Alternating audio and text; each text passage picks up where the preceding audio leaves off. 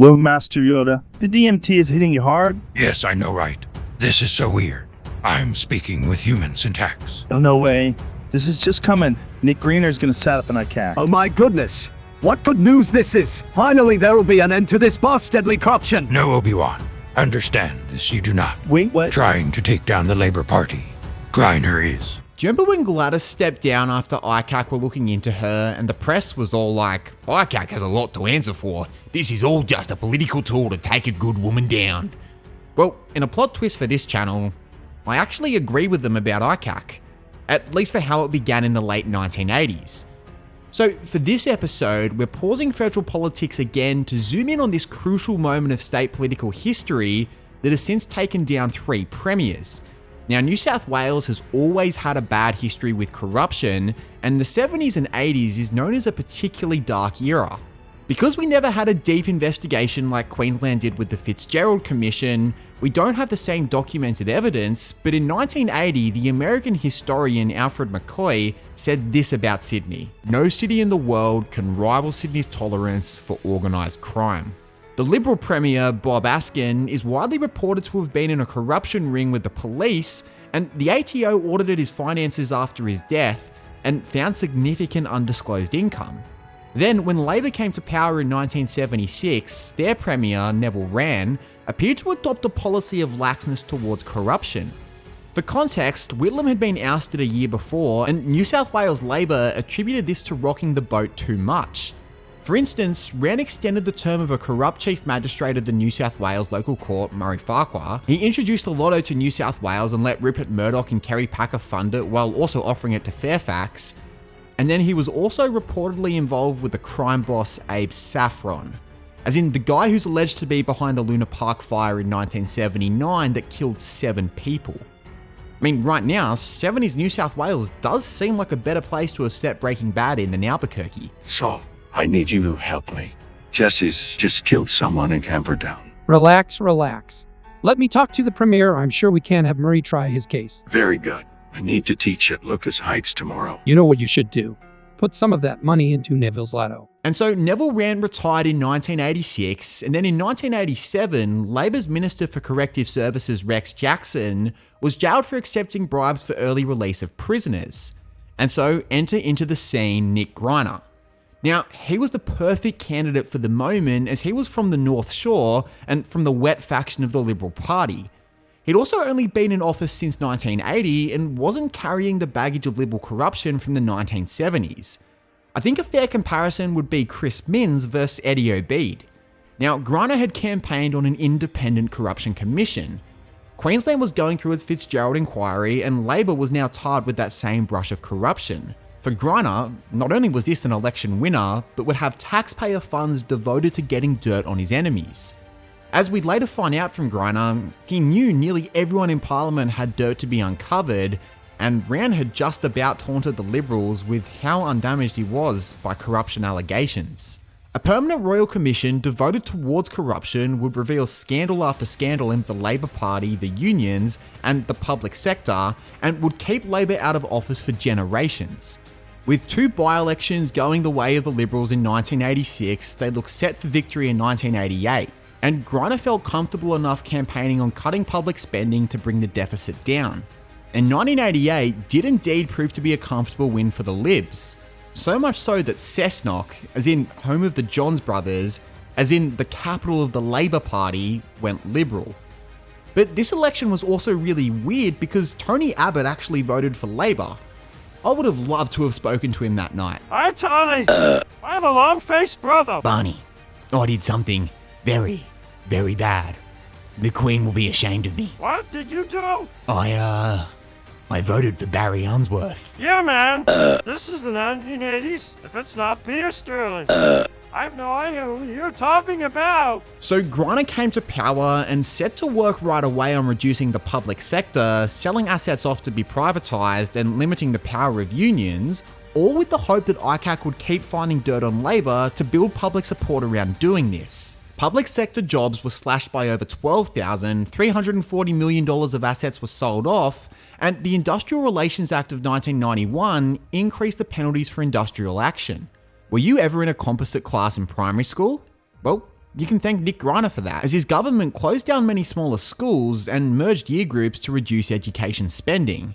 Now, my 3-4 composite class was a lot of fun, but it was basically, Harry Potter, why are you here? It appears that they have merged potions with what you muggles would call maths. Oh, cool. So you can show me how to do tax brackets. No, sorry. I haven't done maths since I was 10. Oh yeah, you must be really illiterate, hey? Now, Nick Greiner ordered a royal commission into productivity in the New South Wales building industry, which was basically a veiled investigation into unions. Leading the investigation was a guy called Roger Giles, who described the Building Workers' Industrial Union as Soviet-line Marxists. So it was really a case of Nick Greiner justifying his union busting and Giles going, Roger, Mr. Greiner. They're under arrest. Greiner's government also cut rail services to the North Coast, causing 8,000 lost jobs and putting stress on the Pacific Highway. As all of this was happening, ICAC was investigating Labor and the Nationals for large donations. But the real difficulty for Greiner came after the 1991 election. You see, the Libs were up in the polls and Greiner called a snap election to capitalise on the momentum.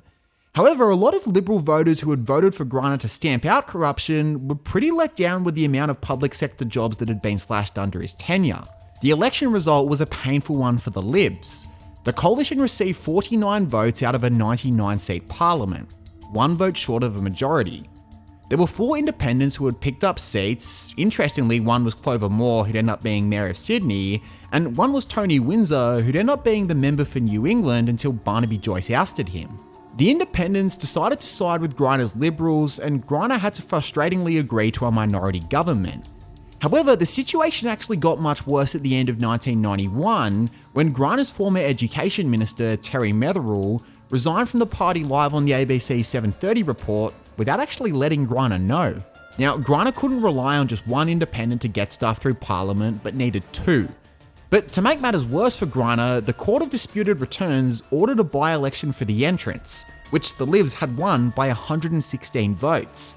The reason for this was that there was actually an error where hundreds of votes were instead cast in the Gosford ballot when they should have been cast in the entrance ballot. Labor then went and won the by-election, meaning the Liberals needed the support of 3 out of the 4 independents to get stuff done, and Labor actually matched them with 47 seats. Just as a side note, tough luck Nathan Bracken on not winning the entrance in 2023. You were my favourite tail ender on Cricket 07. So this was a really bad position for Greiner to be in. And so with one of his young ministers, Brad Hazzard, who's he, right? Greiner approached Metherell and offered a director's position in the Environmental Protection Agency. It could have even been Hazzard's idea. This would then trigger a by-election in Metherell's seat of Davidson, and the Libs were confident that they'd win, and that proved to be the case. However, Labor wanted to refer this to ICAC, as Greiner clearly misused taxpayer funds to serve his own political ends. Metherell was underqualified for the job and actually submitted his application after the advertised period. Again, where have we seen something like this before? Greiner's Liberals refused to refer the matter, but then all 4 independents threatened to support Labor in a vote of no confidence in the government if Greiner remained. The matter was then eventually referred to ICAC, who found Greiner guilty of technical corruption, and the independents basically said they'd side with Labor if the Libs kept Greiner as their leader. Greiner stepped down, Metherell never ended up taking the job, and both Greiner and Hazzard admitted that they gave incorrect statements to the inquiry. As a witness, Greiner could not recall 20 key events under investigation. I'm so sorry, I've got to do this one more time. Where have we seen that before? And on top of all of it, the Director General of the EPA appointed Metherell even after discovering that he could not legally do so. And so this will be my subscriber question for today. ICAC has taken down 3 premiers for corruption. Which case was the worst? Gladys, Barry O'Farrell, or Greiner? Now, it is worth noting that Greiner appealed ICAC's findings to the New South Wales Court of Appeal, who actually ruled that ICAC had overstepped their authority by declaring Greiner's actions corrupt. Greiner's defence was that ICAC held him to too high of a standard, and that actually this was just regular political activity. Who was his lawyer? Lionel Hutz? Your Honor, ICAC is wrong. The Integrity Commission that Greiner set up actually wants to hold him to a standard of integrity. And that defence tells it all. Greiner was a North Shore guy. He was never involved in the criminal gangs like his predecessors were, and so obviously I'm happy that he had no qualms about eliminating that mafia-style corruption, but he didn't appear too keen on cracking down on political corruption. Because this was a case of the commission that he founded finding that he was guilty of badly misusing public funds for selfish gain, and his response was that this was just normal activity. I am so thankful that the Corruption Commission rebelled against this design and took down Greiner. Greiner ended up chairing a tobacco company before going on to be president of the Liberal Party. However, the Corruption Commission faced government cut after government cut, and even as a shadow of other states' corruption commissions, it still took down the Premier with the biggest cult of personality since Jack Lang. You absolutely have to know your state political history. If you want to learn more about corruption, watch this video on Joe Bioki Peterson. If you want to learn more about Jack Lang, click here.